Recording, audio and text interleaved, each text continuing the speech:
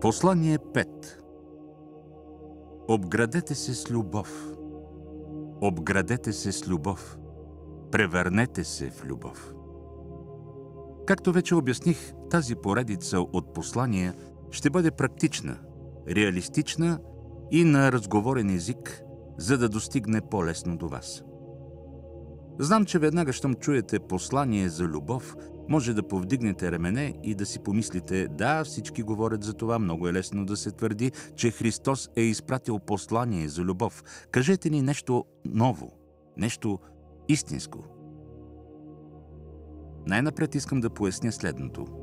Има два вида любов. И двата напълно различни, защото възникват в две различни измерения на съществуване.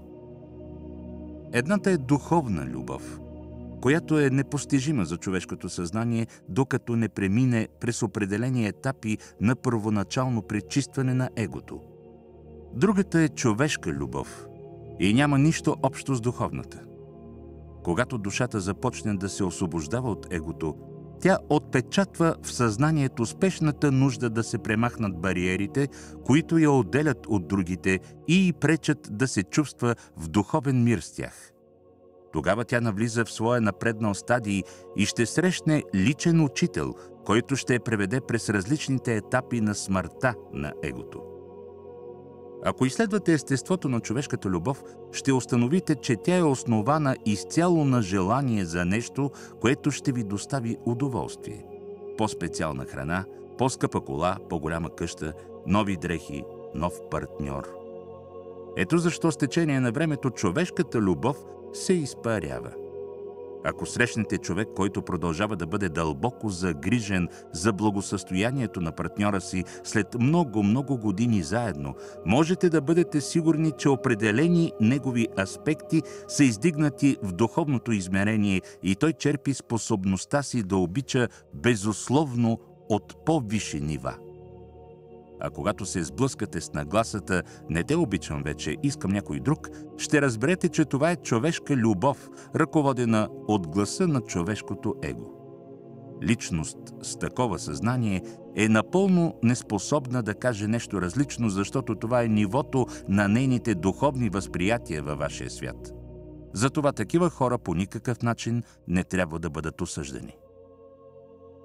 Ако поне един аспект от вашето съзнание вече е в духовното измерение, ще можете да отговорите на партньора си спокойно и търпеливо. Да, разбирам думите ти.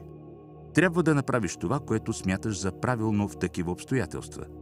Върви си в мир. Да ти помогна ли да опаковаш багажа си и да повикам такси?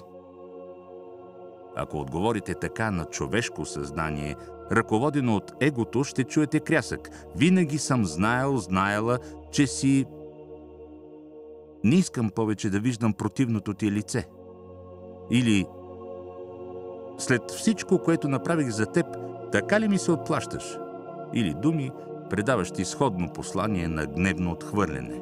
Или пък ще заплаче и ще промълви: знаеш много добре, че нямаш предвид това, което казваш, макар току-що да е станало пределно ясно, че той, тя има предвид точно това, което казва, и ще остане вкопчена във вас, докато го или я влачите към изхода.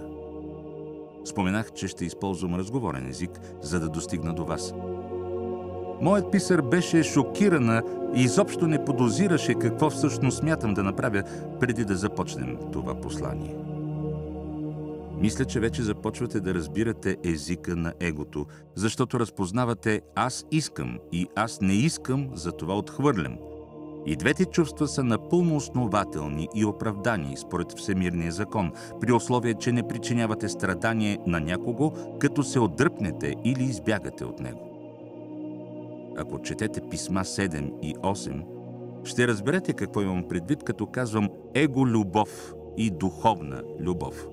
Ще се научите как да преодолеете бариерите на егото, за да се свържете с духовните вибрации на безусловната любов и да можете да изпитвате и да изразявате истинска, духовна, безрезервна обич.